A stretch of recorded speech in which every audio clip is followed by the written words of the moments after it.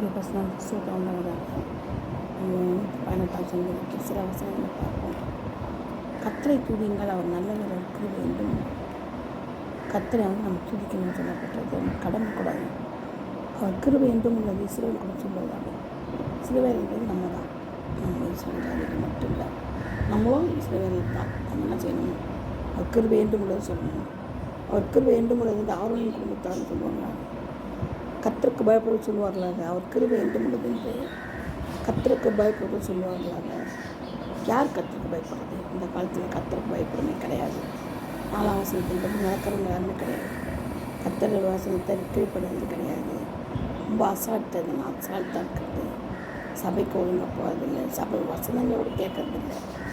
அவங்க அதை பற்றி நினைக்கிறதும் இல்லை. அப்படி கேட்டால் கூட அதை விட்டுவிட்றாங்க. இதை அவருடைய வசனங்களை அவருக்கு பயப்படுறதே கிடையாது. கர்த்தருக்கு பயப்படுங்க, கர்த்தருக்கு பயப்படுங்க. நிறைய வசனங்கள் சொல்லப்பட்டது. வார்த்தை ஒரு வார்த்தையாக இருக்கிறார். அப்போ பார்த்தீங்களா, நம்ம அவனுடைய பாட்டில் நம்ம பார்த்தோம். கோராகு குடும்பத்தை அப்படி தாத்தான் அபிராம் குடும்பத்தை அப்படி பூமி உள்ளே போட்டுச்சு. மொத்தத்தை அவங்களுக்கு சொல்ல மொத்தமே எதையும் பார்க்கலாம். மொத்தம் இந்த குடும்பமாக அனைவரும் நான் சொன்ன மாதத்தில் இறக்கப்பட்டாங்க. உயிரோடு அவங்களுடைய சொத்துக்களோடு அப்போ ஆண்டவருக்காக ஒரு பெரிய காரியமே இல்லை. நம்ம எப்படி பயப்படணும்னு பார்த்துக்கணும். அது என்ன தெரியும்? ஆண்டவருக்கு இப்படி பயப்படணும் இல்லையா?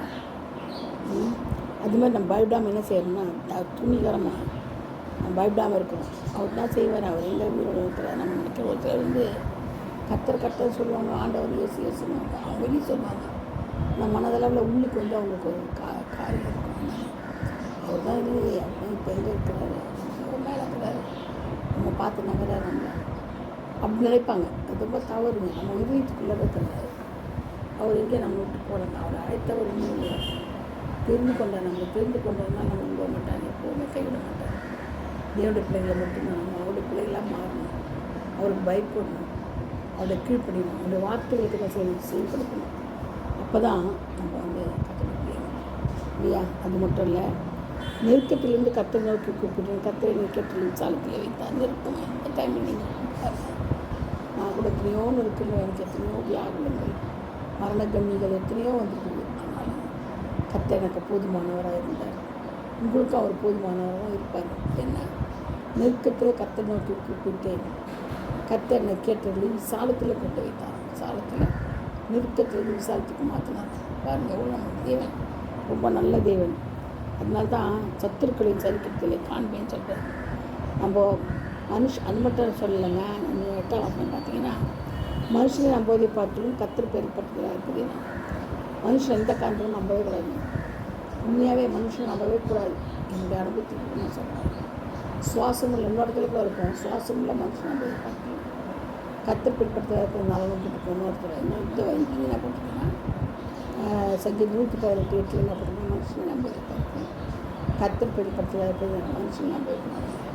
அவன் மனுஷனை புல்லை போல பூவை போல உழந்து போகிறான். காலையில் போட்டு சாயங்காலம் உழந்து போகிற மாதிரி தான் மனுஷனுடைய நாட்கள். அப்படி இருக்கும்போது அவன் நம்பவே கூடாது. தேவனை மாத்திரம் நம்பணும்.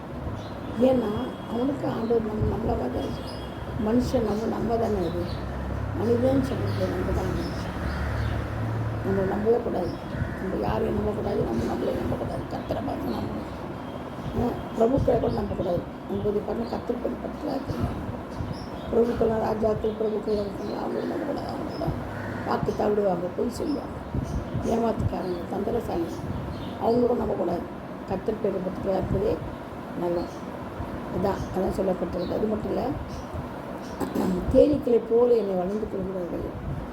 முன்னில் பற்றிய நெருப்பை போல அணைந்து போவார்கள். கர்த்தருடைய நாமத்தினால் அவர்களை சங்கரிப்பேன் அப்படின்னு சொல்கிறார். தேனீக்களை போல.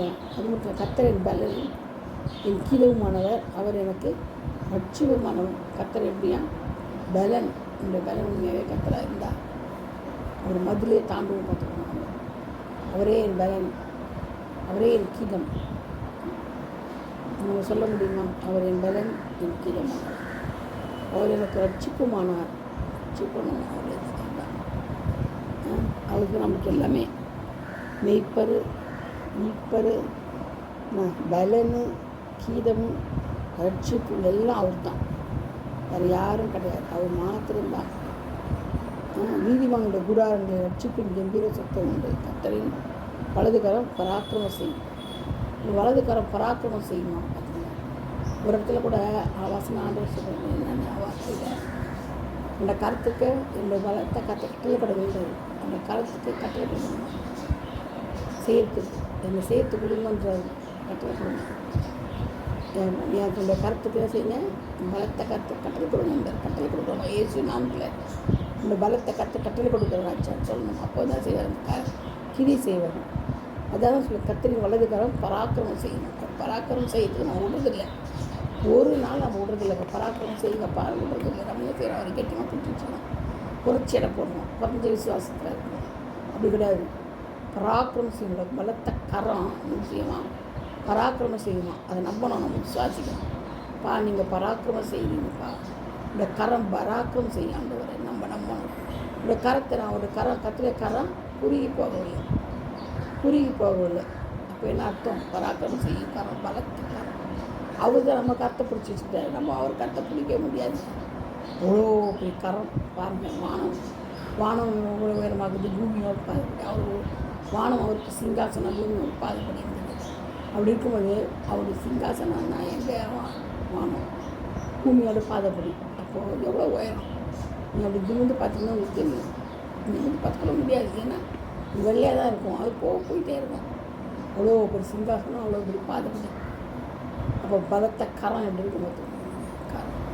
அதனால தான் கருத்தில் ஒப்பிடுவோம். என்ன காரியங்கள் நாங்கள் கஷ்டமோ நஷ்டமோ வியாதியோ மரணமோ கட்டியோ எதுவாக இருந்தாலும் கர்த்தரை வளர்த்த கருத்துக்கு பராக்கிரமம் செய்கிறது விட்டுணும். அப்போ தான் அவர் பராக்கிரமம் செய்வார். இல்லைன்னா என்ன செஞ்சாது அவரால் ஒரு நிமிஷம் கரத்தை நம்ம கட்டி போட்டு கொஞ்சோண்டு உங்களுடைய கரம், இந்த கரம் சொல்லிங்கன்னா ஒரு வேலைக்கும் ஆகாது.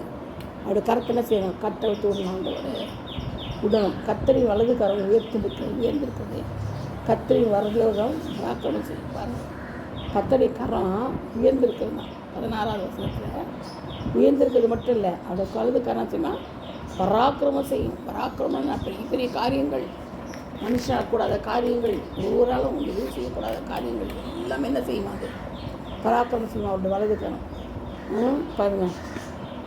அப்போ அதனால தான் சொல்கிறாரு, நீதிமான்கள் இதற்குள் பிரவேசிப்பார்கள், கர்த்தரின் வாசல் இதுவே. பாருங்கள், நீர் எனக்கு செய்து கொடுத்து என் ரட்சிப்பாக இருந்தபடியால் நான் உண்மை துதிப்பேன். வீடு கட்டியுள்ள ஆகாதில் தள்ளின கல்லே மூளைக்கு தலை கல்லாயிற்று. அது கர்த்தராலே ஆயிற்று. அது நம்முடைய கண்களுக்கு ஆச்சரியமாக இருக்கிறது. இது கர்த்தர் உண்டு பண்ணிய நாள், இதில் கல்வி கூர்ந்த மகிழ கடவுள். கர்த்தாவே ரட்சியும், கர்த்தாவே காரியத்தை வாய்க்கப்படும். பாருங்கள், தாவீது தான் சொல்லுவேன், கர்த்தாவே ரட்சியும், கர்த்தாவே காரியத்தை வாய்க்கப்படும். அவரை தவிர வேறு யாராலையும் இந்த காரியத்தை வாய்க்க பண்ணவே முடியாது. காரியங்களை வாய்க்க பண்ணுகிற ஒரே தேவன் கர்த்தராகிய இயேசு கிறிஸ்து மட்டும்தான். இதா தேவன் மாத்திரம்தான் நம்மளோட காரியங்கள் எல்லாம் வாய்க்க பண்ணுறது. மனுஷன் முடியாதுங்க. மனுஷன் கைவிட்டுருவாங்க, நம்மளை கைவிட்டுருவான். நம்பக்கூடாது, நம்பாதீங்க, மனுஷன் நம்பாதீங்க. உண்மையாக சொல்கிறேனே, நான் தான் மனுஷன், நானும் தான் அதை சேர்த்துக்க. நம்பாது வேஸ்ட்டு. கர்த்தருடைய நாமத்தில் வருவது சோதரிக்கப்பட்டவன். கர்த்தருடைய ஆலோசனைகளை ஆசீர்வதிக்கவும். கர்த்தர் தம்மை பிரகாசிப்பிக்கிற தேவனாக இருக்கிறார். கர்த்தர் நம்மை பிரகாசிப்பிக்கிற தேவனாக, நம்ம பிரகாசிக்க செய்கிறவரும் அவர் தான். பார்த்தீங்களா, நம்மளை பிரகாசிக்கிற செய்கிறவரும் அதுதான். ரட்சிக்கிறவரும் அவர் தான். காரியத்தை வாய்க்க பண்ணுகிறவரும் அவர் தான். இது யாரும் நம்ம ஒன்றுமே பண்ண முடியாது.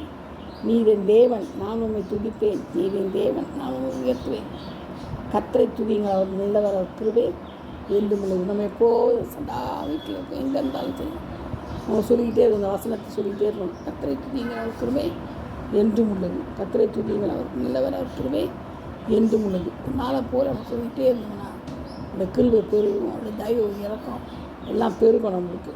கர்த்தரை துதிங்கள், அவர் நல்லவர், அவர் கிருபை என்றும் உள்ளது. இந்த கரம்னா சொன்னோம், பலத்த கரம் பராக்கிரமம் செய்யணும். மனுஷன் நம்பதை விட்டுணுமா. கர்த்தரே என் பலன், என் கீதமானவர், அவரே என் ரட்சிப்புமானவர். கர்த்தர் தாமே நமக்கு எல்லா காரியங்களும் வாய்க்க பண்ணி தருவாராக. இந்த வார்த்தைகளை ஆசீர்வதிப்பாராக, பாதுகாப்பாராக, சுத்தப்படுத்துவாராக. Thank you all. God bless you all.